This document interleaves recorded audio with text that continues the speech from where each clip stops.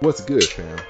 Thanks for joining me, your host, Corey Cabri, on the Living Life on Purpose podcast, where we discuss various topics on how to apply God's principles to your everyday life. I hope you enjoy the discussion. All right. Continuing this examination of Paul and while he's in prison and through his letter to the Philippians that he wrote. And it was quite interesting, quite interesting. And we're in verse 19, and I want to pick up right there. It says, yes, and I will continue to rejoice, or maybe it didn't start there. Maybe it says, for I know, and then they should have started at it. Yes, and I will continue to rejoice, for I know that through your prayers and God's provision of the Spirit of Jesus Christ, what has happened to me will turn out for my deliverance. I eagerly expect and hope that I will in no way be ashamed, but will have sufficient courage so that now, as always, Christ will be exalted in my body, whether by life or death. For to me to live is Christ, and to die is gain. If I am to go on living in the body, this will mean fruitful labor for me. Yet, what shall I choose? I do not know. I do not know. I like that he said this one part in particular. He says, I eagerly expect and hope that I will in no way be ashamed, but will have sufficient courage so that now, as always, Christ will be exalted in my body. I eagerly expect and hope that I will in no way be ashamed, but will have sufficient courage so that now, as always, Christ will be exalted in my body. In life or in death. In life or in death, I am not going to allow this situation to deter me. I'm not going to let it deter me. Just picking up where we left off, we talking about God being the reason, or God, rather, sorry, God, I'm getting twice twisted. God being advanced, not me. Last week, God being advanced, not me. What are we discussing habitually? What have we been discussing habitually is trusting God's process. Trusting God's process. Regardless of the circumstance, I'm going to trust that God is working in me and fulfilling in me his divine purpose. It's going to come into completion. It's going to come into completion. And to encourage today is by looking at Paul's life and using this one little line, I will have courage. I will have courage. I will have courage to stand. Regardless of the situation, I will have courage. It's all about displaying that sense of courage. The sense of courage when it doesn't look like things are going to go your way. When it doesn't look like things are going to be the best for you. You have no idea. When you may not control your faith, you're going to have courage. Courage to do it. Courage to continue to exalt God in your body. You're going to have courage. When everybody around you is discouraging you, you're going to have courage right in the midst. You're going to have courage. You're not going to allow the situation to get you down. And that's pretty much it. But I like to consider, I was thinking about Peter. Right after they had Peter in, let me see, I'm going to go there. I'm actually going to turn there. It's over in Acts. And it says one day Peter and John were going up to the temple, and they healed this man that sat there. He was a beggar. And they told him, silver and gold have we none, but such as we have give you unto thee. And they told the man to rise up and walk. And there's an uproar right after that. And not soon after that, Peter and, let me see, I think it was John. That was the only reason why I went there. Yeah, Peter and John. Not soon after that, they were arrested, right? And then they were in prison, right? And then, or they were arrested, they were mauled. They weren't arrested yet. They were mauled.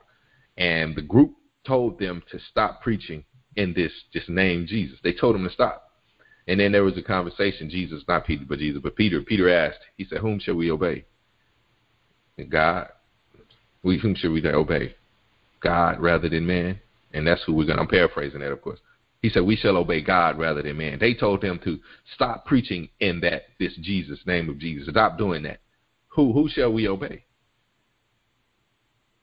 We should obey God rather than man. We're going to have the courage, just as Paul is saying, to obey God rather than man.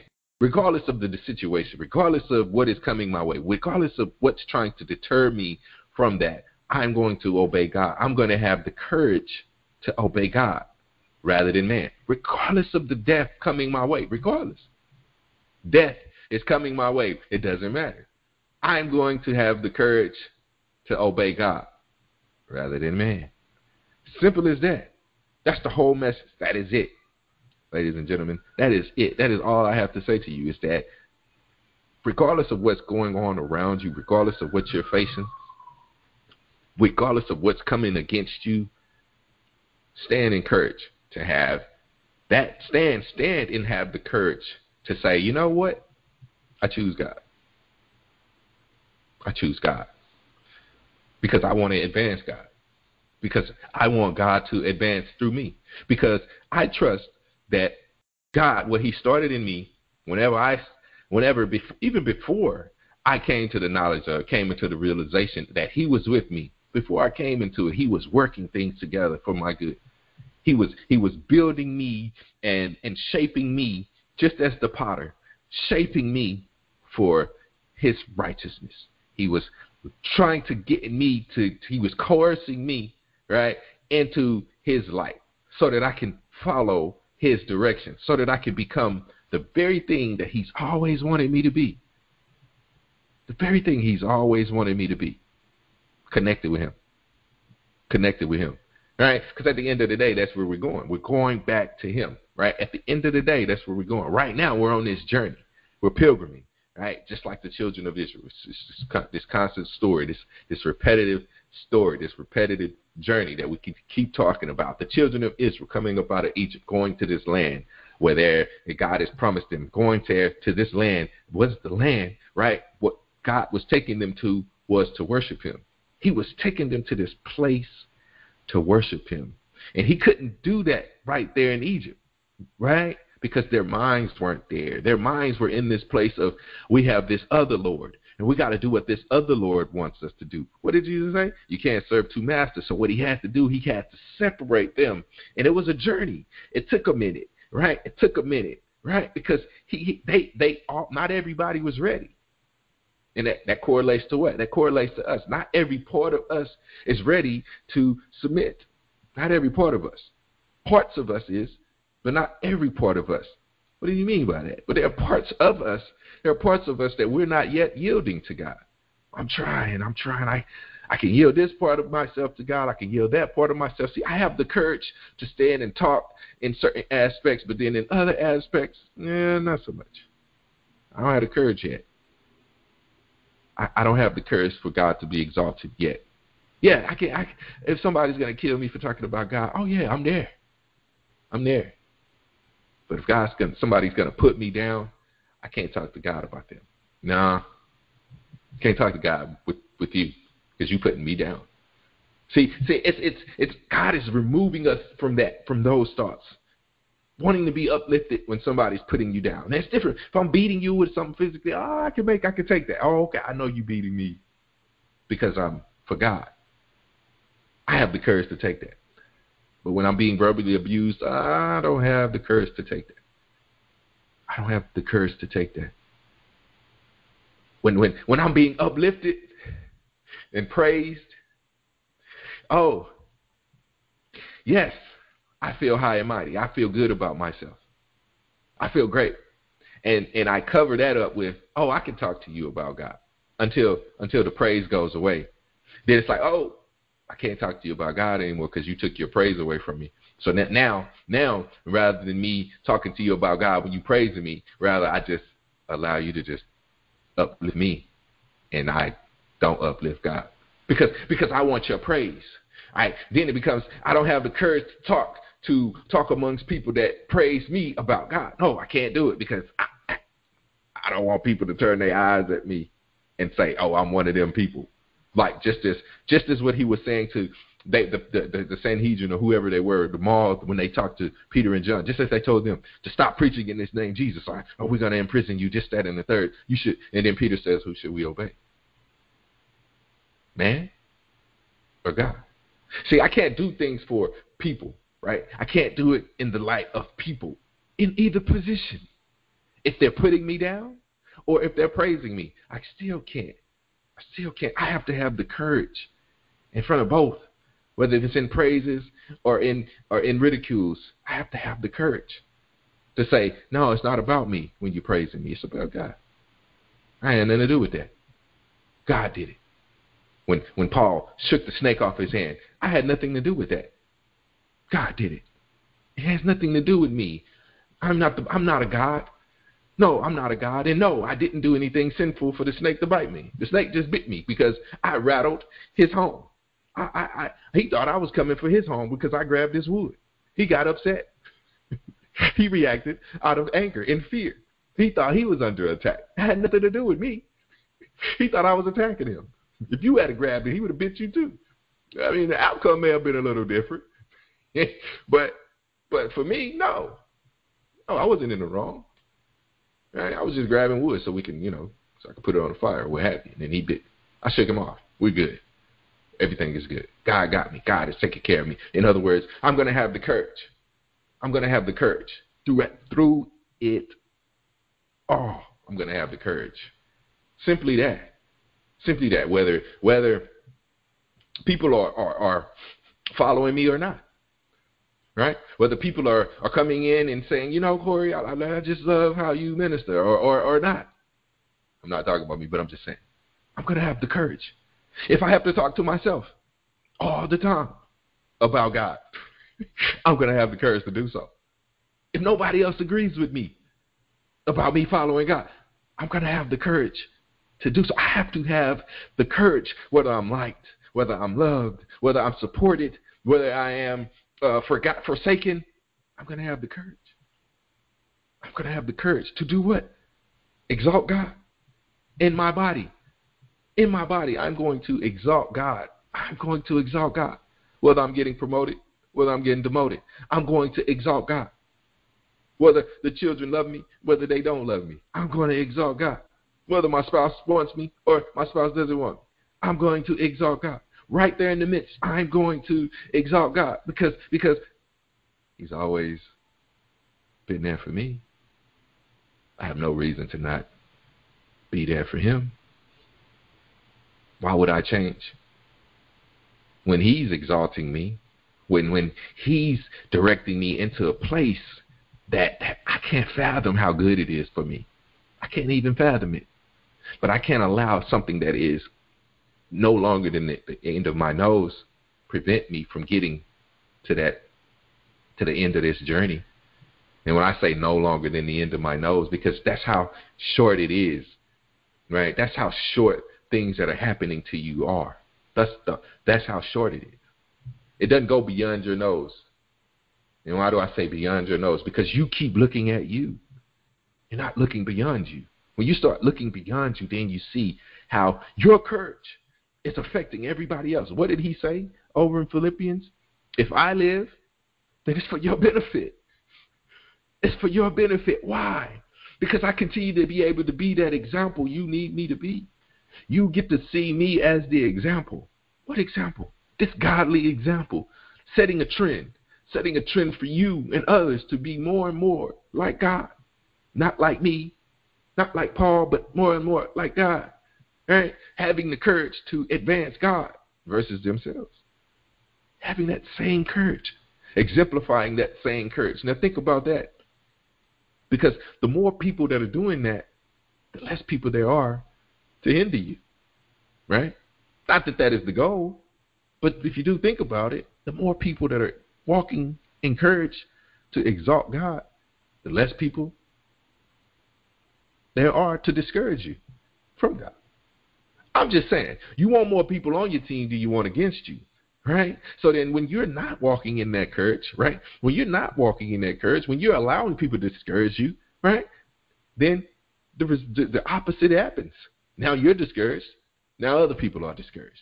Think about that. If your leader went around walking around talking defeated, then how is that going to affect you? Notice I said your leader. If they're your leader and they're discouraged and they're defeated, then you're going to walk around discouraged and defeated. Yes, I said you as a leader. I'm saying you, me, us as leaders. We're all leaders in our own right. We're all leaders. Why? God is in us. Christ is in us. Christ is a leader. If Christ is living in us, dwelling in us, then we're all leaders. We're all leading one another, right? Our leadership by encouraging others, having the courage to encourage others when we are going through something. Because how else are they going to know what to do? If I've never been through anything, how can I encourage somebody else to press through if I've never gone through? All I can tell them to do is, yeah, it's going to be good, but I don't have that actual witness. I've never witnessed it. But if I've witnessed it, if I've seen the glory, if I've seen the fruit, that's why Paul can encourage them. That's why Paul can say, I'm going to walk in courage. What do I choose? I don't know, because I know I've been through so many things, and I've gotten through so many things. Notice, I've made it through so many things. So I know how to direct the traffic. That's why he would make a proclamation of follow me as I follow Christ, because he's done it, and he's witnessed the fruit of doing it, right? Getting to that level, right? Having that mindset. Notice that, like being there. You've done it so many times. You've pressed through so many times, even to just get back into another something, but you pressed through so many times, you could make the proclamation that follow me as I follow Christ. I've knocked Paul so many times for that, but tonight he gets a pass tonight, just this one night. Because it makes sense in that sense. I've gone through so many times and seen God do it so many times. And I am here to encourage you to do the same so many times. Basically, follow my example. I've done it. You can do it. You can do it too. You can do it too. And that's the light. Like, that's the beauty of looking at Paul in this situation. Because of his situation, because of where he was in this situation, being in prison. Saying that, hey, his prayer, his hope was that, yes, that he would get out of the situation that he was in. That was his prayer. That was his hope. Them praying for him lining up with them praying, them coming together in agreement, touching and agreeing, even though he was in prison. Knowing that God's provision and spirit in Christ, that he was going to be delivered. It would turn out for his deliverance. But notice, I love it. His deliverance, in some forms of fashion, was his death, because he no longer had to suffer through what he was going through any longer. That is a form of deliverance, right? It is, and you know, a lot of times we may not look at it as that, but that's what it is. It's a form of deliverance. It's like a lot of times we put that on people after they suffered so much from being sick, but in this case, suffering so much for doing what God is wanting you to do. Because you have the courage to continue to choose Christ. Think about that. Try that on for a second. Having the courage to choose Christ in situations that are against you so much, that you're suffering so much, God says, okay, I'm going to now deliver you from this through death. I'm going to deliver you from this through death. Now, I don't have that kind of pressure on me. I'm not even going to lie. I ain't going through anything where death would actually take me out of some situation. It ain't that bad for me. And notice, please get what I'm saying too. It's not that bad. Like, God hadn't put that much weight on me. There is a lot that I'm going through. Yes, there is a lot, but it's not so much that it's like, man, death actually would be because my suffering is so bad. It's not. I ain't suffering like that. This little stuff, I can have the courage to. You know what it is? You know what it is? It's just me choosing less of me. That's all. That's the extent of my suffering. Choosing less of me. Corey, if you just choose less of you, you wouldn't be so difficult. And maybe I could get you over here in this place where Paul was, where now you got other people putting pressure on you. Not that other people aren't, but I'm talking about to the extent to where I am now pressing myself to have courage physically, right? This is a physical thing, you know what I mean? And I ain't saying he's lifting weights physical, but I'm saying every day he has to make this decision amongst a group of people that are physically mauling him. And you think about that, physically being mauled, and not, you know what I mean? You know how I am. I want to swing on somebody. And I'm having to restrain myself in the skill set that I think that I have when it comes to fighting. I'm having to hold that back versus just holding back my tongue, versus just biting my tongue. Now some would say, yeah, they're equally as tough, but yeah, it's easier for me to say, nah, I ain't gonna say this to you, than for me to say when I'm getting punched in my face, when I'm getting stoned, for me to say I ain't gonna pick this rock up and throw that thing back at your butt because you just hit me in my face with that. And I know, and yes, it's very much so debatable when you got people saying things to you, but I don't even have people saying things to me in that light, to where I want to curse them out. I don't curse, but I'm just saying, to where I want to talk bad to them. No, usually it's just them saying things to me that I don't like. But they said something I don't like. Here we go again. What? Right? Here we go again. Because I keep looking more at me than I am God. If I would just take my focus off the extent that, and here we go, the end of my nose. If I just move my focus from the end of my nose and see it outward, I would probably see that they have a problem. And I just may, have the antidote. I just may have their cure. I just may. If I would just stop looking at myself. If I would just, for 1 second, stop looking at me. And have the courage. Have the courage. I'm going to stop talking. I know I've talked quite a bit, but and just have the courage to share with them something that I have that may help. And that could be any little thing. It could be anything, right? It could be any form, any word. It could be anything that I might have. It could be a response to them that may rock their world. It could be something that they said to me, and then I took it, and I heard a comedian say, I boxed it up and I wrapped it up, and I blessed them with it. Just what they said to me. I blessed them. And they were trying to be funny. But I'm being serious. I wrapped it up, I gift wrapped it, and I gave it back to them in Jesus. I just gave it back in Jesus. Not what they did, but a reverse of what they did. And they were not expecting it. Like, whoa, okay. I don't know what to say to that. But, okay. But it doesn't matter, right? It's just interrupting their flow now. They were trying to interrupt my flow. You know what? Now I'm going to interrupt your flow. Works the same way. What you going to do about it? And we can just keep interrupting each other's flow, right? And I'm going to have the courage to do so. But that's all I have. I mean, you know, and we're just going to continue to examine this letter and how Paul really recognized how to encourage himself. That light, that truth of him encouraging himself to encourage others, right? That's the tool. I'm encouraging myself just so I can encourage, because I want them to be on the same team as me. That's it. Appreciate you guys calling in. Well, family, I hope the discussion has encouraged you.